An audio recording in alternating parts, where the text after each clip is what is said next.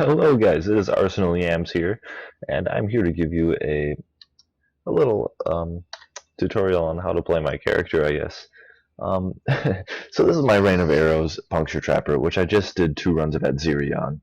And, well, it's a little bit interesting because you don't see many bow trappers at all in the game. But it's actually not that strange of a character once you take into consideration the fact that it's basically a Bladefall Poison Trapper, except with Rain of Arrows.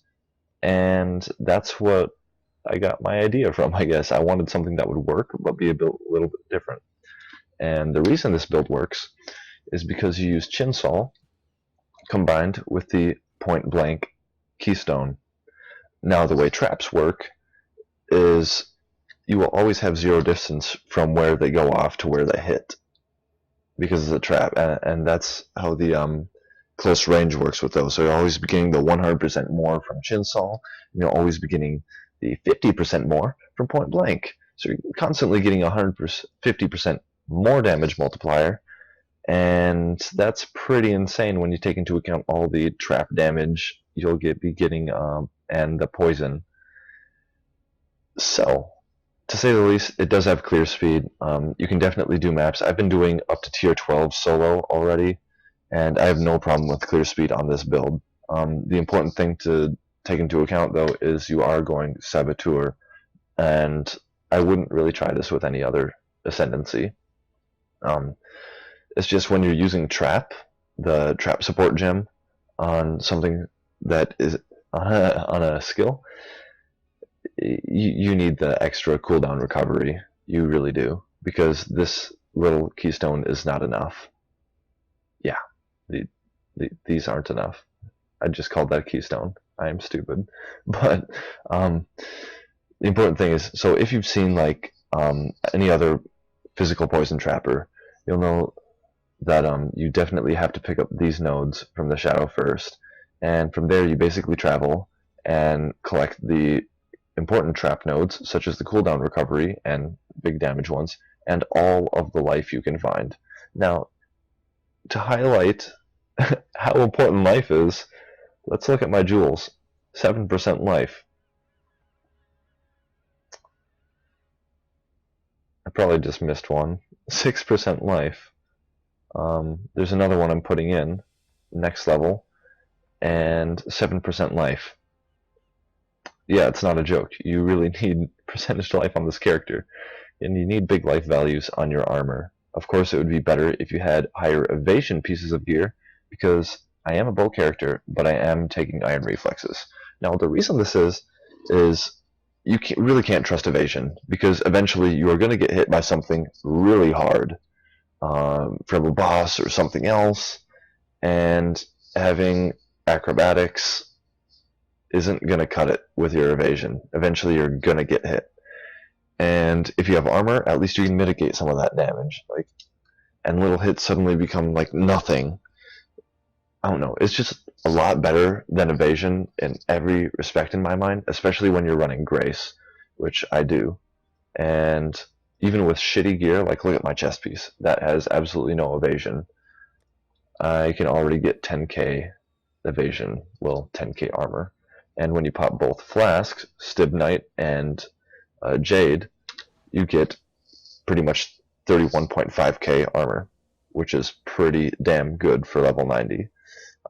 It was showing like 76% or something.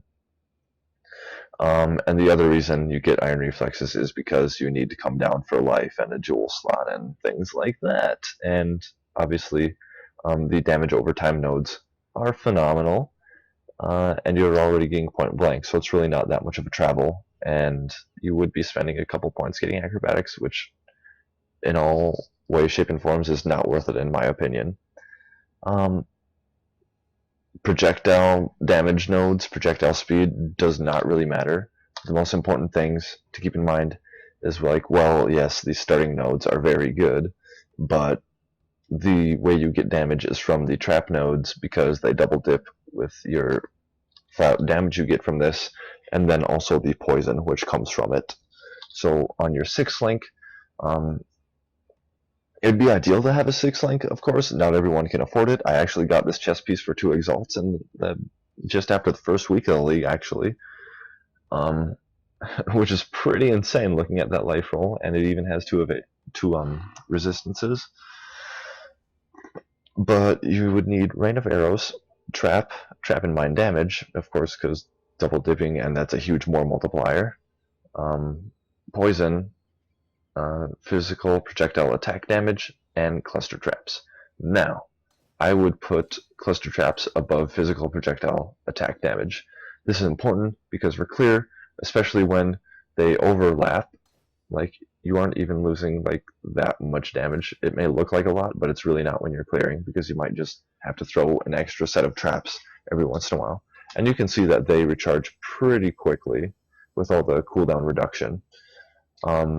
But yes, you could remove this, and I was for quite a while running it on a 5-link, and it was still clearing maps. You probably wouldn't be able to do tier 12 maps, but I guarantee you could do at least like tier 9s without a problem.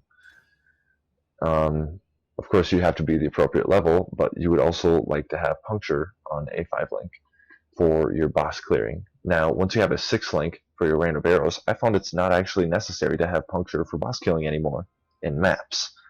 At Ziri and other big bosses, you still definitely want your Puncture Trap for, because this will do far more damage than your Rain of Arrows trap will be doing, even with the overlapping. So you want Puncture, Trap and Mind Damage and Poison.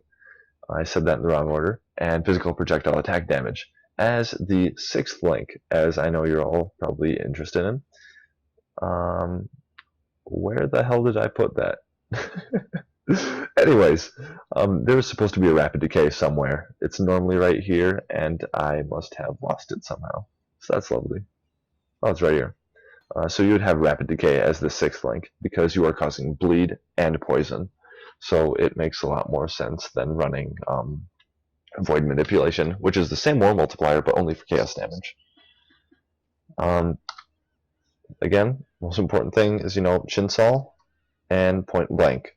That's a lot of more multiplier, and that may look like enough to scale your damage, and it really is, but if you want to push into higher tier maps alone, you're definitely going to need physical damage on your gear. Look at my rings, look at my amulet, look at my gloves. They aren't all the highest rolls, and my quiver, but they are physical projectile. Well, they're all flat fizz damage that will be added on to your bow's damage, and then multiplied by the traps and the 150% more, and it's absolutely insane. Another thing that's really nice is the increased area of effect per trap that you have. It's really good with Rain of Arrows, and it's pretty crucial that you do get a 20% quality Rain of Arrows. That way it overlaps more and you can basically just clear faster. But it's not imperative you get it immediately. I hope you guys like my build.